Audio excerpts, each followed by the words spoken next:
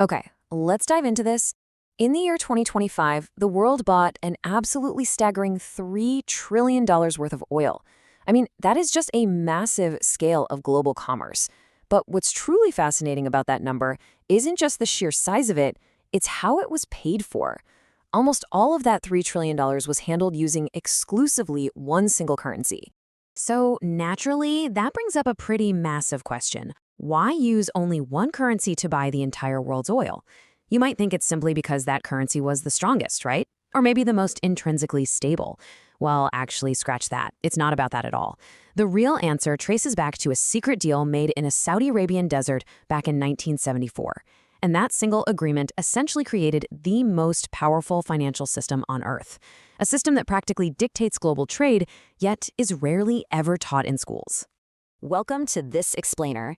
Today, we're going to unpack that very system, a massive, mostly hidden financial engine known as the petrodollar. Think of it less as just a currency and way more like a highly engineered machine that's been running the global economy for decades. Here's our roadmap. We'll cover how the dollar lost its gold backing, the birth of the petrodollar, the mechanics of its recycling loop, how the system defends itself, and finally, the modern shift toward de-dollarization. All right, Section 1, the dollar loses its gold, and the breakdown of Bretton Woods. To really get why this financial machine had to be built in the first place, we have to look at a historical crisis. Coming out of 1945, the Bretton Woods system meant the US dollar was as good as gold. Literally. Countries could just knock on America's door and exchange their paper dollars for physical gold. But there was a problem. America was printing far more money than it actually had gold to back up, mostly to fund wars and massive social programs. Well, other countries noticed, and they wanted their gold back. So in August 1971, President Nixon was forced to slam the gold window shut. Suddenly, the dollar was backed by absolutely nothing but trust. Then, just 2 years later, in October 1973, the Yom Kippur War broke out.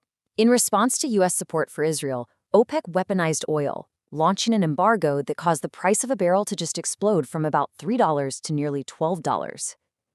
America was left dealing with crazy inflation, a currency backed by nothing, and gas stations running completely dry. Moving into Section 2, birth of the petrodollar and building the machine. So America desperately needed a new anchor for its currency, which led Secretary of State Henry Kissinger to Saudi Arabia with a brilliant proposition. You see, Saudi Arabia had the world's largest pool of oil, but that also made them a massive target sitting right in the middle of the desert. So the U.S. made an offer. We provide weapons and absolute military protection.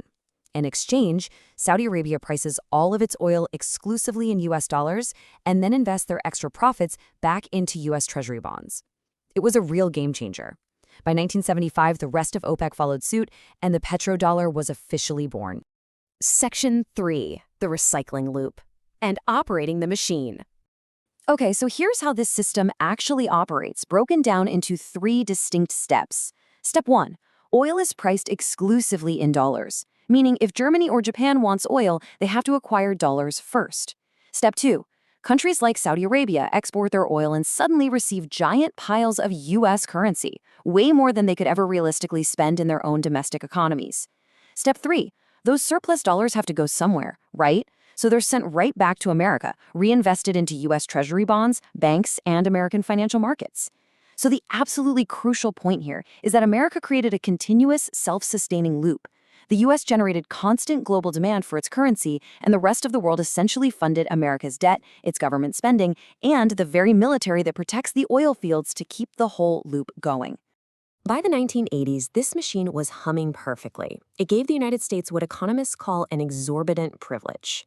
Because global trade fundamentally relied on the dollar, America could borrow money super cheaply, run massive deficits, and practically export its inflation onto other nations. It's such a massive advantage that some economic critics playfully refer to it as legalized robbery. Let's look at Section 4, sanctions and system challengers, and defending the machine. The thing you have to realize is that the dollar isn't just money anymore. It is the actual infrastructure of global trade. Bank reserves, debt payments, international commerce, they all run through the dollar system. And, as this quote perfectly captures, getting cut off from it is like being kicked off the financial internet. You literally lose access to the grid entirely. This transforms U.S. sanctions into a terrifying weapon that can simply make a targeted country's economy completely stop working. Historically, the source material notes a very distinct pattern regarding nations that try to bypass this infrastructure. Back in 2000, Iraq's Saddam Hussein announced oil would be sold in euros. 3 years later came the U.S. invasion and oil returned to the dollar. Libya's Muammar Gaddafi proposed a gold-backed currency for Africa. In 2011, NATO intervened and the plan died. In 2018, Venezuela launched the petrocrypto. This resulted in massive sanctions and ultimately a January 2026 U.S. military operation.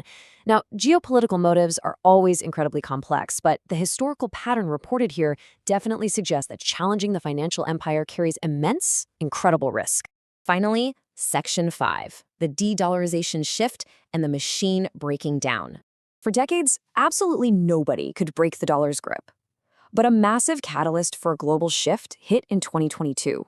Following the invasion of Ukraine, the United States froze nearly $300 billion of Russia's foreign reserves and literally severed major Russian banks from the SWIFT payment system. Overnight, decades of savings just became unreachable. And while this obviously hurt Russia, it also sent a massive shockwave globally. Governments around the world suddenly realized, wait a minute, our dollar reserves are only safe for exactly as long as the US allows them to be. This sparked an immediate global reaction, most notably from China. Fearing they could easily be next, China began rapidly dumping its U.S. Treasury holdings, plummeting from a peak of over $1.3 trillion down to roughly $600 billion today. And instead of holding dollars, China went on a massive, years-long gold buying spree. And that wasn't just an isolated move. It reflects a much broader global trend. The dollar's share of global reserves has fallen pretty significantly, dropping from 72% in 2001 down to 58% today. To replace those dollars, central banks worldwide are hoarding gold at absolute record levels, adding over 1,000 tons in the year 2024 alone. That's a huge shift. We're seeing a rapidly changing landscape where countries are actively building side doors to the petrodollar machine. China and Russia are now pushing their trade into yuan and rubles. Brazil and China are striking deals in their own local currencies. India is actually buying Russian oil using rupees. Even Saudi Arabia, the literal architect of the 1974 deal, has publicly stated they are open to non-dollar trade. And on top of all that, there's a technological threat to the very foundation of the machine, the end of oil dependency itself. With 1 in 4 cars sold globally in 2025 being electric, if the world starts relying less on oil, it inherently relies less on the dollar required to buy it. Now, we must be absolutely clear here. The petrodollar machine is far from dead. It still completely dominates a massive 88% of foreign exchange transactions. And no single rival currency, whether it's the yuan, the euro, or crypto, comes anywhere close to replacing it outright. But for the first time in 50 years, the machine is facing real, undeniable competition. Not from one giant challenger, but 1,000 small ones. Or, as the internet proverb goes, ape alone weak, apes together strong.